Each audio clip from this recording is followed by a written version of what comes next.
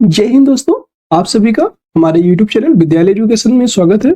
मैं सचिन आज आपके लिए बिहार जूनियर शिक्षा भर्ती के लिए जीके, जीएस और एसएसटी के महत्वपूर्ण क्वेश्चन लेकर आया हूं। ये आपके 46 नंबर की क्लास है। इसके पहले 45 प्रैक्टिस सेट करवा चुके हैं और ये कक्षा 6 से 8 के लिए बेहद इंपॉर्टेंट होने वाली है। और ये जो क्वेश्चन है, ये सभी क्वेश्चन आपको एजुटेरिया की बुकलेट सीरीज से करवाए जा रहे हैं। तो चलिए शुरू करते हैं बिना किसी देरी के। आपका पहला क्वेश्चन है, निम्नलिखित में से कौन सा युग्म सही सुमेलित है? तो यहाँ पे बताना है मौलाना आजाद, अल हिलाल, ये एकदम सही है और ये इसका राइट आंसर हो जाएगा। यंग इंडिया जो है महात्मा गांधी की पुस्तक है, ठीक है। और एनी बेसेंट की है कॉमन हुइल, ठीक है। और अली बंधु की है जो है कॉमरेड, ये भी आपको याद रखना है। नेक्स्ट क्वेश्चन है, सेकंड नंबर, व्यक्तिगत सत्याग्रह के प्रथम एवं द्वितीय सत्याग्रही के जोड़े का चयन करें। तो प्रथम और द्वितीय सत्याग्रही कौन थे? महात्मा गांधी और विनोबा भावे? नहीं, ये नहीं थे। विनोबा भावे और जवाहरलाल नेहरू, एकदम सही। जो विनोबा भावे थे प्रथम सत्याग्रही थे और द्वितीय सत्याग्रही जवाहरलाल नेहरू को माना जाता है। नेक्स्ट क्वेश्चन है, थर्ड नंबर, स्थापना के 50 वर्ष पूरे होने पर भारतीय राष्ट्रीय कांग्रेस का इतिहास लिखने वाले आधिकारिक इतिहासकार कौन थे? श्री राजगोपालाचारी, सरदार वल्लभ पटेल, महात्मा गांधी या पट्टाभी सीतारामैया? 50 वर्ष पूरे होने पर जो भारतीय राष्ट्रीय कांग्रेस का इतिहास लिखने वाले थे वो थे पट्टाभी सीतारामैया। फोर्थ नंबर है, निम्न में से कौन एक उग्र विचारधारा के समर्थक माने जाते थे? तो उग्र विचारधारा के जो समर्थक थे, फिरोज शाह मेहता नहीं, गोपाल कृष्ण गोखले ये भी नहीं थे, बिपिन चंद्र पाल, जो बिपिन चंद्र पाल थे ये 3 लोग थे, लाल बाल पाल, लाल बाल और पाल। नेक्स्ट क्वेश्चन है आपका फोर्थ नंबर, इस मुगल शासक के काल में मनसब व्यवस्था का क्रमिक विकास हुआ था? मनसब की बात करना है, अकबर, जहांगीर, शाहजहां, औरंगजेब। तो ये मनसब की जो व्यवस्था हुई थी अकबर के समय में हुई थी। अकबर ने ही दीन इलाही धर्म की जो स्थापना की थी। नेक्स्ट क्वेश्चन है 6 नंबर, सिविल सेवकों के चयन के लिए खुली प्रतियोगिता परीक्षा का आरंभ किस चार्टर अधिनियम के तहत हुआ था? ये हुआ था आपका जो है 1853 का जो चार्टर अधिनियम था, उसी अधिनियम के फलस्वरूप जो है सिविल सेवकों का चयन हुआ था। सिविल सेवकों के चयन के लिए खुली प्रतियोगिता आयोजित हुई थी पहली बार। नेक्स्ट क्वेश्चन है 7वां नंबर, निम्नलिखित यूरोपियन जो थे, यूरोपियनों में से कौन सा एक स्वतंत्रता पूर्व भारत में व्यापारी के रूप में सबसे अंत में आया था? तो सबसे अंत में जो आए थे वो थे आपके जो है फ्रांसीसी। फ्रांसीसी जो है सबसे अंत में आए थे। सबसे पहले पुर्तगाली आए थे, फिर डच आए थे, फिर अंग्रेज और लास्ट में फ्रांसीसी। नेक्स्ट क्वेश्चन है 8 नंबर, आधुनिक भारत के निम्नलिखित संस्थाओं एवं संस्थापकों में कौन सही सुमेलित नहीं है? तो सबसे जो है कौन सही सुमेलित नहीं है ये बताना है। द सर्वेंट्स ऑफ सोसाइटी, तो इसके जो संस्थापक थे गोपाल कृष्ण गोखले, एकदम सही। The Indian women's association, the Indian women's association के जो संस्थापक थे वो एनी बेसेंट थे, सही है। सेवा सदन की बात करेंगे तो सेवा सदन के जो है एमजी नारायण, ये गलत है। और ब्रह्म समाज राजा राम मोहन राय, ये भी सही है एकदम। इसका जो राइट आंसर हो जाएगा सेवा सदन। नेक्स्ट क्वेश्चन है 9th नंबर, ब्रिटिश भारत की सेना ने धार्मिक आधार पर सबसे पहले किस वर्ष सरकार के आदेश का विरोध किया था? तो सबसे पहले जो आदेश सरकार के आदेश का विरोध हुआ था 1824 ईस्वी में। नेक्स्ट है 10 नंबर, किस वायसराय ने गांधी को वन मैन बाउंड्री फोर्स कहकर संबोधित किया था? वन मैन बाउंड्री फोर्स कहने वाले जो वायसराय थे वो थे माउंटबेटन, लॉर्ड माउंटबेटन ने ये बात कही थी। गुप्त शासन में निर्मित दशावतार मंदिर किस देवता को समर्पित है? तो गुप्त शासन में जो है निर्मित हुआ था जो दशावतार मंदिर विष्णु जी को समर्पित है। निष्काम कर्म का सिद्धांत सर्वप्रथम किसमें प्रतिपादित किया गया? निष्काम जो कर्म का सिद्धांत है ये आपका ईशोपनिषद में जो है इसको प्रतिपादित किया। मुंडकोपनिषद में क्या है? मुंडकोपनिषद में है सत्यमेव जयते। सत्यमेव जयते का उल्लेख है, सत्यमेव जयते शब्द जो है मुंडकोपनिषद से लिया गया है। नेक्स्ट क्वेश्चन है, गुप्त काल में सर्वाधिक अभिलेख किस शासक के मिलते हैं? तो सबसे अधिक जो गुप्त काल में सर्वाधिक अभिलेख मिलते हैं वो है आपके कुमारगुप्त प्रथम। कुमारगुप्त प्रथम के सबसे ज्यादा अभिलेख मिलते हैं। नेक्स्ट क्वेश्चन है, निम्नलिखित में से किस स्थल से मानव कंकाल के साथ कुत्ते का भी कंकाल भी समाधान प्राप्त हुए हैं? कुत्ते का जो कंकाल के समाधान प्राप्त हुए हैं वो है आपका बुर्ज होम। बुर्ज होम से मानव कंकाल के साथ कुत्ते के भी कंकाल के शवाधार प्राप्त हुए हैं। अनेकांतवाद या शायदवाद निम्नलिखित में से किस जो है क्रोध सिद्धांत एवं दर्शन है? तो अनेकांतवाद या शायदवाद जो है ये है आपका जैन धर्म का, जैन मत है। और नेक्स्ट क्वेश्चन, अच्छा जैन धर्म की बात करेंगे। जैन धर्म की प्रथम बौद्ध संगीति, प्रथम जैन संगीति कहाँ हुई थी? फर्स्ट जैन संगीति अगर आपसे पूछे तो आपको बताना है फर्स्ट जैन संगीति हुई थी आपके पाटलिपुत्र में। पाटलिपुत्र में कितनी संगीतियां हुई थी जैन संगीत में, जैन धर्म में? तो इसमें 2 संगीतियां हुई थी और दूसरी जो है हुई थी सेकेंड, ये हुई थी वल्लभी गुजरात। वल्लभी गुजरात में हुई थी, ये भी याद रखना है। नेक्स्ट क्वेश्चन है आपका, सती प्रथा का प्रथम अभिलेखीय साक्ष्य कहाँ से प्राप्त होता है? तो सती प्रथा का जो प्रथम अभिलेखीय साक्ष्य है ये प्राप्त होता है एरड़ अभिलेख से। एरड़ अभिलेख से हमें सती प्रथा के साक्ष्य मिलते हैं। मौर्य कला में शिक्षा का सर्वाधिक प्रसिद्ध केंद्र कौन सा था? तो सबसे मौर्य काल में जो सर्वाधिक शिक्षा का प्रसिद्ध कला केंद्र था वो था आपका तक्षशिला।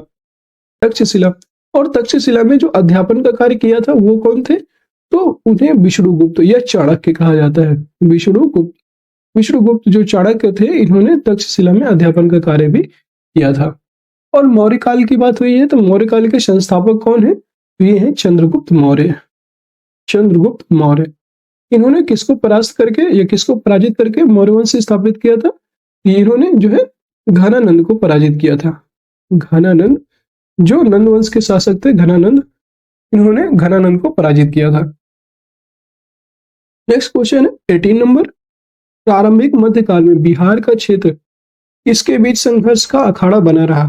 तो बिहार का क्षेत्र जो है प्रारंभिक मध्यकाल में ये आपका बंगाल और दिल्ली, बंगाल और जो दिल्ली क्षेत्र था इनके बीच जो है संघर्ष का केंद्र बना रहा। नेक्स्ट है राष्ट्रीय मानवाधिकार आयोग का अध्यक्ष किसे बनाया जाता? तो राष्ट्रीय मानवाधिकार आयोग के जो अध्यक्ष है वो सुप्रीम कोर्ट के किसी भी सेवानिवृत्त होते हैं मुख्य न्यायाधीश या न्यायाधीश को बनाया जाता है। नेक्स्ट है 20 नंबर क्वेश्चन।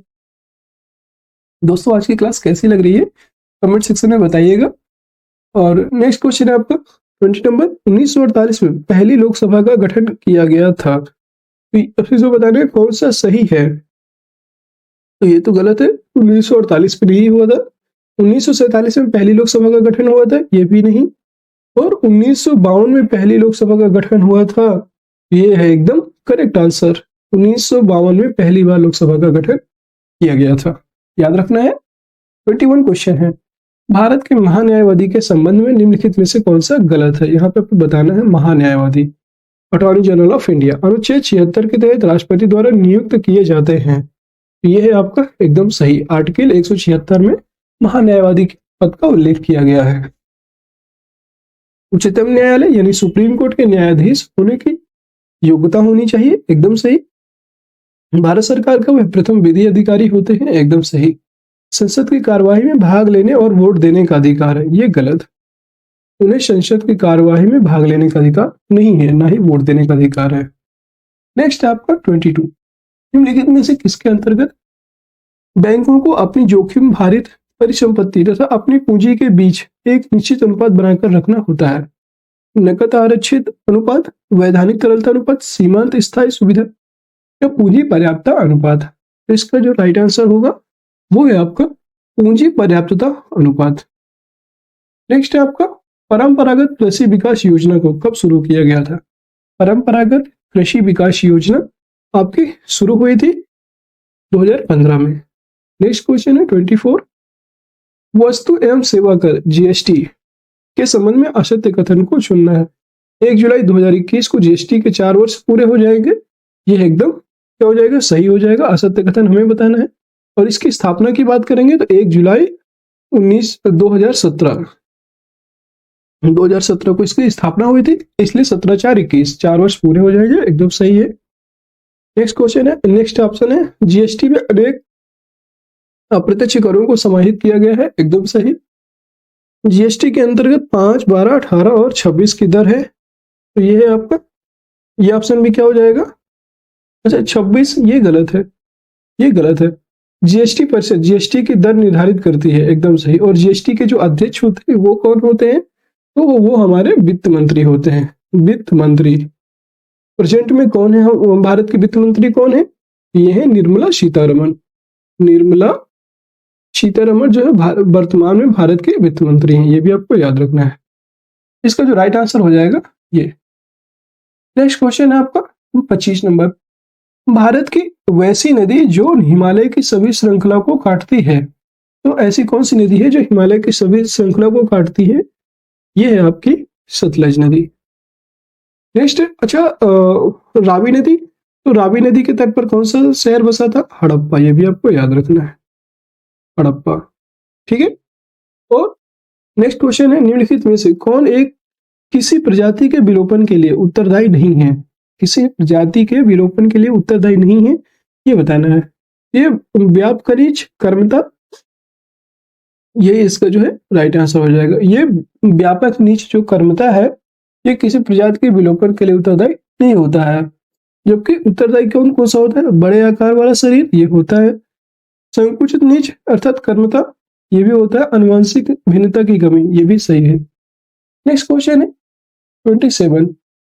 मकर रेखा इनमें से होकर नहीं गुजरती है, ये बताना है। तो मकर रेखा इनमें से होकर नहीं गुजरती है, ये है आपका बोलीविया।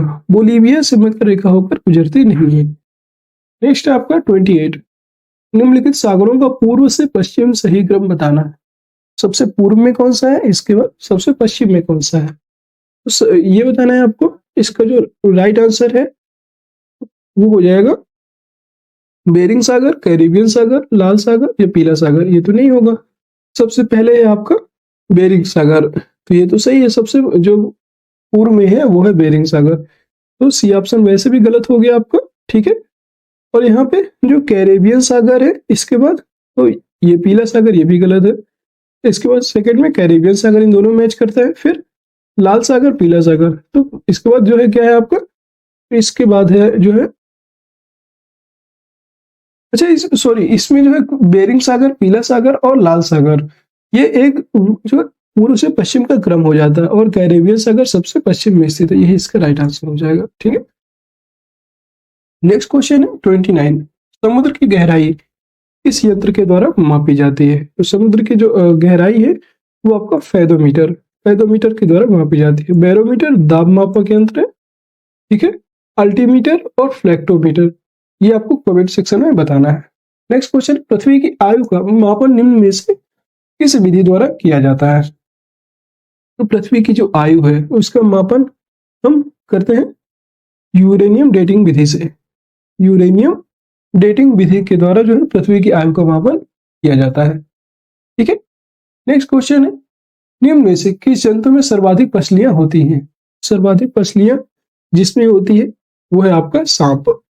सांप में सबसे अधिक पसलियां पाई जाती हैं। अगर आपको नहीं पता था अभी तो याद रखना है। लॉर्ड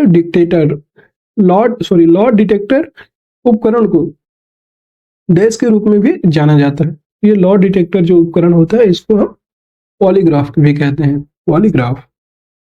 33 नंबर क्वेश्चन है, मानव शरीर के तापक्रम में के संबंध में सही कथन चुनिए।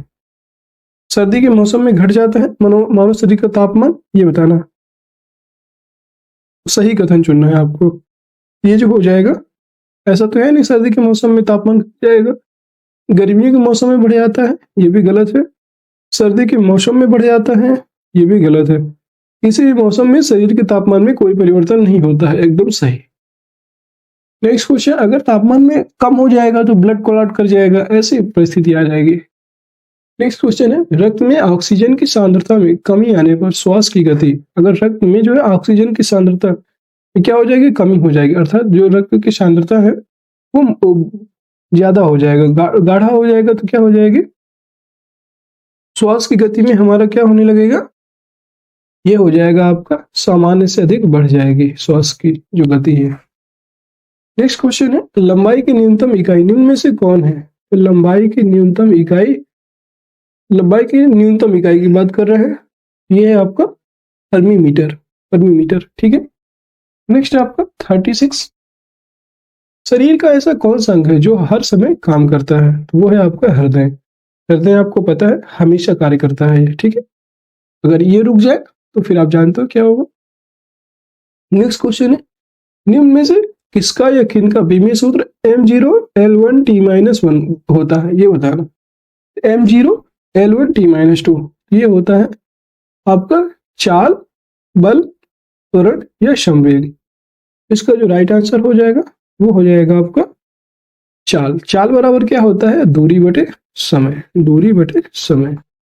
और दूरी का जो होता है वो होता है L लंबाई और समय का T, दूरी बटे समय हो जाएगा। 38 नंबर, श्वसन के दौरान वायु में गमन का सही क्रम क्या है। तो श्वसन के दौरान जो वायु में गमन का सही क्रम होता है वो है आपका नासामार्ग, अर्थात हम कहाँ से लेते हैं, डायरेक्ट वायु हमारे नाक से प्रवेश करती है, ठीक है। नासामार्ग से होते हुए ट्रेकिया, जो गले में है ब्रोंकाई ब्रेकियोल्स, ये इसका सही क्रम है।